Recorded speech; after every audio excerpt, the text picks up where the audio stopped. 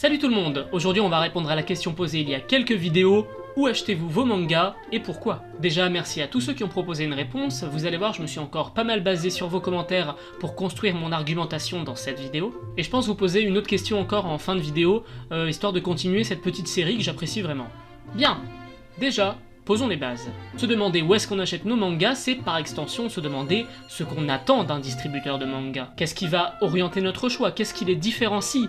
Et pourquoi on en préfère certains à d'autres? Parce qu'entre une librairie spécialisée, Amazon, un vide-grenier ou la Fnac, vous serez d'accord avec moi pour dire que c'est quand même des choses qui n'ont rien à voir. La façon de vendre le manga n'est pas du tout la même, et même la façon de voir le manga n'est pas du tout la même. Profitons-en pour nous attarder sur la notion de distributeur. Qu'est-ce qu'un distributeur?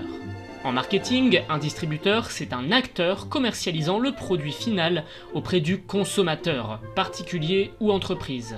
Le distributeur, c'est donc un maillon de la chaîne de production, au même titre que l'éditeur ou l'imprimeur, mais son rôle n'est pas d'éditer ou d'imprimer, mais bien de vendre. Voilà, en gros, c'est un vendeur. Et des vendeurs de mangas en France, il y en a un paquet. Rien que dans vos commentaires, vous m'avez cité plus de 14 alternatives, différents endroits où vous préférez acheter vos mangas, si on compte les différents magasins et les différents sites web. Et si on prend tout ce que vous avez cité, il y en a 4 qui se distinguaient particulièrement des autres. Les 4 lieux les plus cités, les 4 endroits où vous préférez aller pour acheter vos mangas. Je pense que ça peut être cool de vous partager ce petit top, ne serait-ce que par curiosité.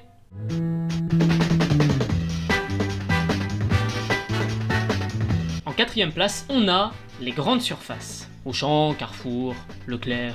J'ai été surpris de les voir aussi haut dans le classement, mais c'est finalement quelque chose que vous avez été assez nombreux à citer.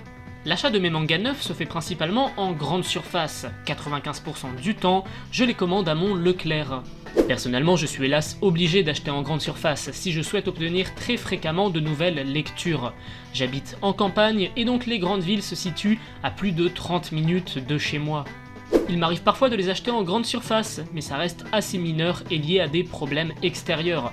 Par exemple le Covid qui réduit largement ma possibilité de me rendre dans ces petits magasins se trouvant assez loin de chez moi. Un point revenu assez souvent au sujet des grandes surfaces, c'est l'aspect solution de secours. C'est rarement le lieu principal où vous faites vos achats, mais bien plus souvent une alternative pour pallier à l'absence de librairie ou autre. On peut néanmoins souligner l'aspect pratique de la chose, c'est carrément plus facile de trouver autour de soi une grande surface, un Carrefour ou un Leclerc, que de trouver une librairie. Parmi les côtés négatifs, on peut néanmoins citer une offre qui est assez réduite, souvent on a les mangas populaires du moment ou les dernières nouveautés qui ont fait un peu de bruit, les One Piece, Naruto et Bleach habituels, les Dragon Ball, Black Clover et que sais-je, mais ça va pas plus loin que ça généralement. C'est très rare d'avoir plus de 30 séries, là où des librairies traditionnelles vous proposent plusieurs centaines de séries différentes. On peut néanmoins citer que c'est de plus en plus complet dans l'offre proposée, même si, d'après moi, ça va pas franchement aller plus loin. Enfin bref, en parallèle de ça, en 3ème place, vous êtes très nombreux à aller acheter vos mangas à la Fnac. Il y a pas mal de gens qui ont cité des grandes enseignes de vente culturelle, je pense à Cultura par exemple, etc. Mais c'est bien la Fnac qui est revenue le plus souvent. Le peu que j'achète en neuf sont des nouvelles sorties que j'achète généralement à la Fnac et qui arrivent directement chez moi.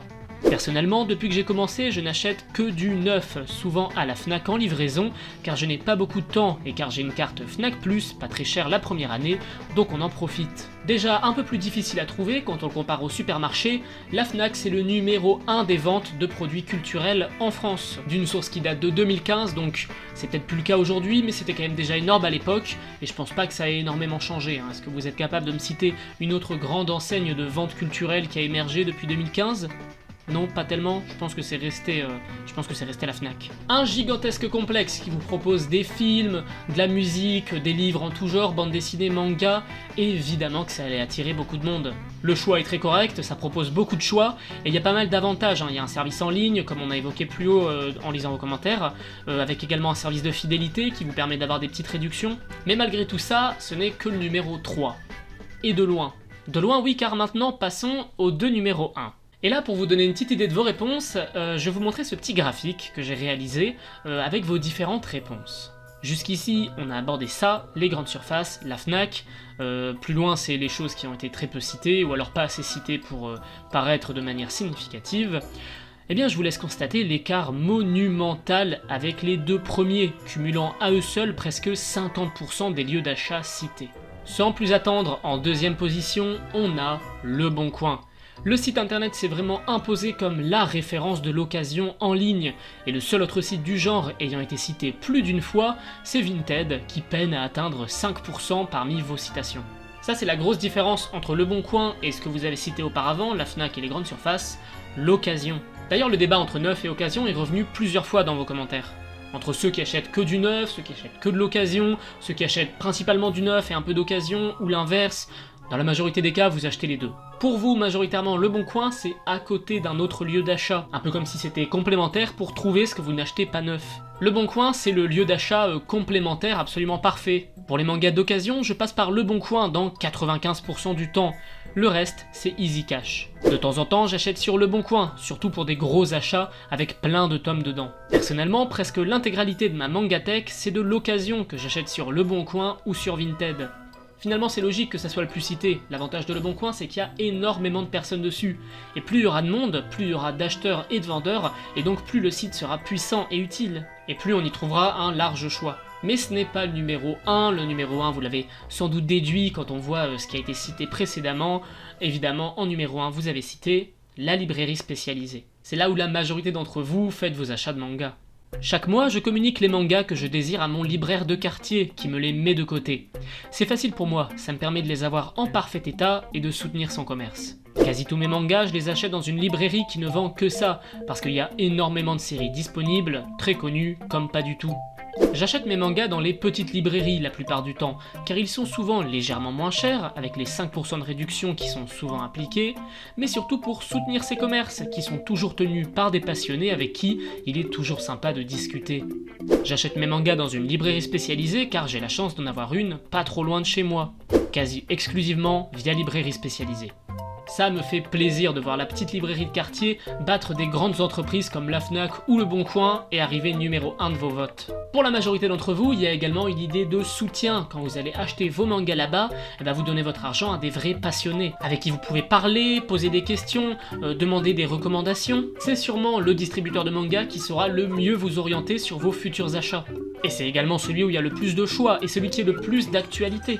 Je ne parle d'ailleurs pas du fait que de très nombreuses librairies à présent proposent des ventes en occasion. C'est très fréquent à présent d'avoir un petit rayon occasion, de pouvoir revendre vos mangas directement dans la librairie. Bon, évidemment, tout n'est pas que positif, on notera bien évidemment la grande difficulté parfois pour certaines personnes à trouver une librairie spécialisée. Ça court pas les rues, c'est bien souvent un luxe réservé aux grandes villes, et beaucoup d'entre vous ont souligné le fait que s'ils n'y vont pas, s'ils sont obligés d'aller dans des grandes surfaces ou dans des Fnac, c'est purement et simplement parce qu'ils n'ont pas de librairie spécialisée à proximité de chez eux, qu'il n'y en a tout simplement pas dans les environs. À voir vos réponses, plusieurs choses m'ont surpris. Déjà premièrement, la quasi-absence d'Amazon, que je voyais bien pourtant finir très haut placé. Amazon n'a été cité que 2 fois parmi vos votes. Après bien sûr que vos réponses ne sont pas représentatives de l'ensemble de la communauté des lecteurs, des consommateurs de mangas en France, ça ne représente que vous, les abonnés à cette chaîne, et quoique même pas, ça représente que ceux qui ont commenté la dernière vidéo. C'est assez mine de rien, mais c'est quand même intéressant de se pencher sur ce que vous avez répondu. Et quand même, je m'attendais à un peu plus d'Amazon. Mais bon, je suis content. Amazon, ça tue un peu les petits commerces. Ça, bien sûr, c'est un secret pour personne. Donc, utilisez le moins possible Amazon, sauf si vous n'avez pas le choix. Voilà pour ce petit sujet sur les distributeurs de mangas. J'aimerais continuer les vidéos comme ça à l'avenir où j'interagis avec vos commentaires. Je trouve ça vraiment intéressant et donc je vous pose une nouvelle question pour la prochaine fois. D'après vous, pourquoi en France et même dans le monde à l'heure actuelle, le shonen est prédominant dans le manga? Pourquoi il y a plus de shonen que de shoujo ou de seinen? Pourquoi c'est cette catégorie de manga qui domine tout le reste? On fera une petite vidéo pour répondre à ça, pour donner notre avis sur ce sujet. Je pense que ça peut être super intéressant. N'hésitez pas à répondre en commentaire. Faites des petits paragraphes ou des réponses courtes, c'est comme vous voulez. Je vais beaucoup utiliser vos réponses, donc allez-y, commentez. Voilà, merci d'avoir regardé cette vidéo jusqu'au bout. Merci d'avance à ceux qui laisseront un commentaire. N'hésitez pas également à me dire ce que vous avez pensé de cette vidéo. Sur ce, je vous dis à très bientôt. Portez-vous bien. Bye.